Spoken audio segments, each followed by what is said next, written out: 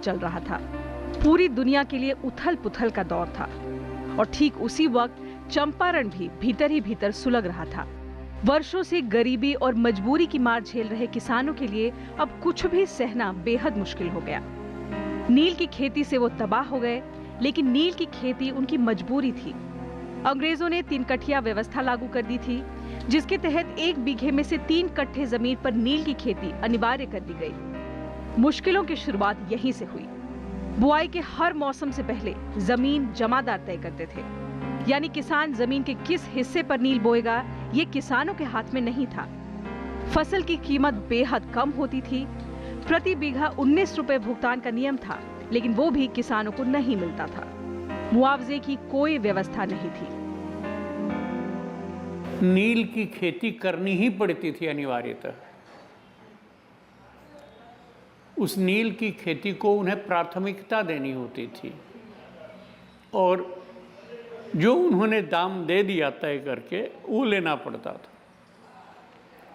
वो नील की प्रोसेसिंग में भी उनको मजदूरी करनी पड़ती थी, कम से कम मजदूरी में काम करना पड़ता था और प्रशासन उन पर तरह तरह के टैक्स लगा देता था। यानी खेती करते हुए भी वो एक सुखी जीवन नहीं जी सकते थे। बहुत ही गरीबी में, अभाव में, हर समय प्रताड़ना के डर से जीते थे वो।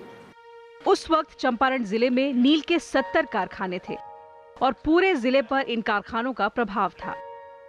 2 से 5 मील की दूरी पर बने इन कारखानों ने अपने अपने इलाके बांट रखे थे। जो किसान पहले अन्न उपजाते थे, उनसे ये लोग जबरदस्ती नील की खेती करवाने लगे। पहला विश्व युद्ध चल रहा था, तो अंग्रेजों को और पैसों की जरूरत थी, लिहाजा नील की खेती करने वालों पर और दबाव बनने लगा। अगर कोई किसान नील उगाने से मना करता, तो उसकी बेरहमी से पिटाई होती। ऐसा नहीं था कि किसानों ने कोशिश नहीं की। छोटे किसानों ने 1907 जिलाधीश के पास अर्जी दी और अपना दुख सुनाया। नतीजतन कुछ करों से किसानों को राहत दी गई। इसमें कारखानों की तरफ से वसूला जाने वाला एक आना भी शामिल था। कारखानों की आमदनी कम हुई, तो वे लोग किसानों से नील की खेती के लिए अलग से सिंचाई का पैसा वसूलने लगे। 1914 में जाकर ये वसूली बंद हुई, लेकिन नील के धंधे से जुड़े लोग किसानों के लिए जो कर लगाते थे, अगर वो उसको नहीं भरते तो उनके लिए सजा का प्रावधान था। काम कहाँ से शुरू हो, क्योंकि देश तो बहुत कम जानते हैं वो। ऐसे में एक बिहार के शुक्ल जी हैं, किसान हैं चंपारण के, जो बहुत पहले से, गांधी के पहले से कांग्रेस में घूमते रहे हैं ये कहने के लिए कि भाई हमारे यहाँ बहुत बुरी हालत है, नील की खेती के कारण किसानों का जीना मुश्किल हो गया है, लेकिन कोई हमारी बात सुनता नहीं है।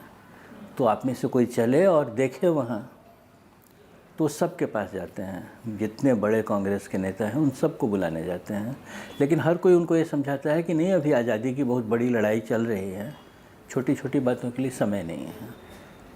ऐसे में गांधी नाम का एक आदमी आता है, जो उस समय तक महात्मा गांधी नहीं है, MK गांधी है।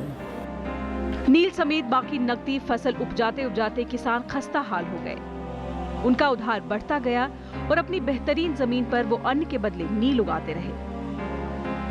धीरे धीरे नील ने जमीन के उस हिस्से की उर्वरता कम कर दी। इसके बाद जब वहां दूसरी फसल भी बोई गई तो पैदावार कम हो गया। चंपारण में भूखमरी की नौबत आ गई। किसानों को कोई रास्ता नहीं दिख रहा था।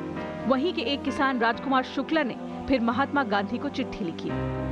उन्होंने चंपारण के हालात से कांग्रेस और महात्मा गांधी को अवगत कराया और उनसे चंपारण आने की अपील की। Bureau report, Rajya Sabha TV.